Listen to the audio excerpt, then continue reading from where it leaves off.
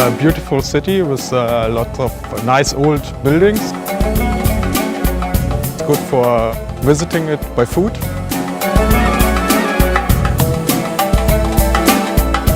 It's a very beautiful old city with a very rich history.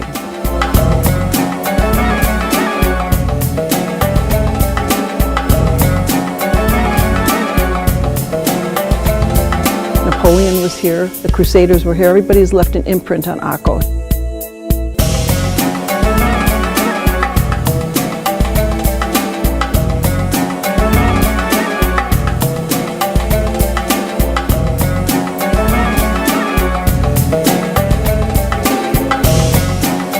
This is a fabulous place. Yeah, it's very interesting.